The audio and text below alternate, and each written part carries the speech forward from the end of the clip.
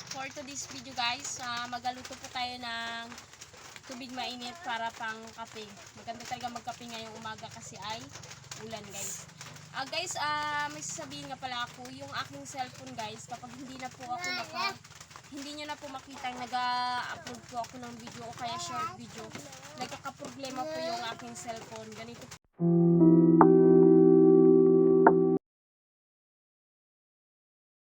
yung nangyayari sa kanya. Ayan. Sin ko man po siyang palitan o kaya ipayos guys, wala po akong kakayaan, hindi ko po, ang totoo po niyan, wala po akong kakayaan na ipapayos yung aking cellphone. So guys, magayon po niyan, binigay lang po yan ni Kuya Dodo, yung dating cellphone ni Estudyanteng Vlog, para po pang gamitin po ng mga bata na panooran po. Pero naisip ko pong gagamitin ko na lang po mag-vlog ang aking cellphone. Matagal na pong nagamit po ni Estudyanteng Vlog yung cellphone na yan po. Nasa 3 years na po yung paggagamit niya po niyan, kaya hindi niya na po naggamit kasi po nasira po yung saksakan ng charger.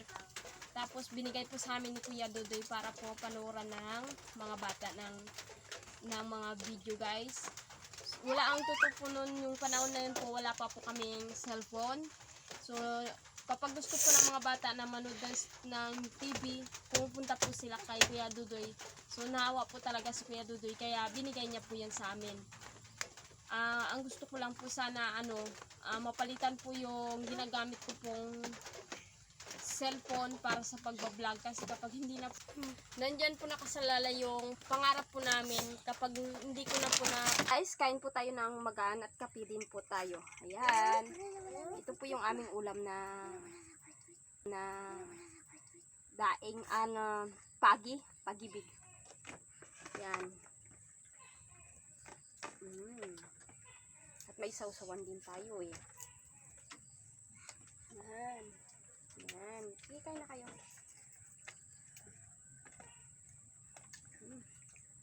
Sarap. Sapon?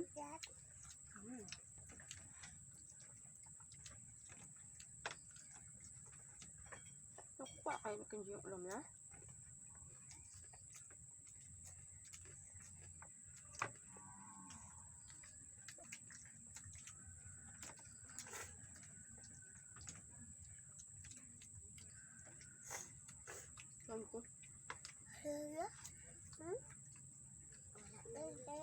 Ano yun? Baka kape. Baka kape. Kape? Sabi ni Anwar. Ay.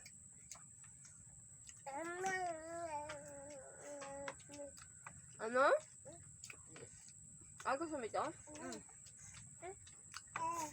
Ito?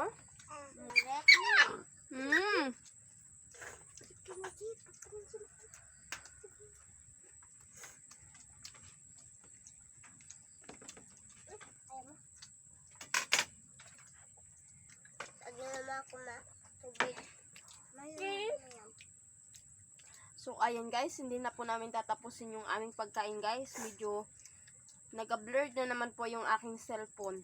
So ayan guys, sana po nagustuhan niyo po yung panonood ng aking video.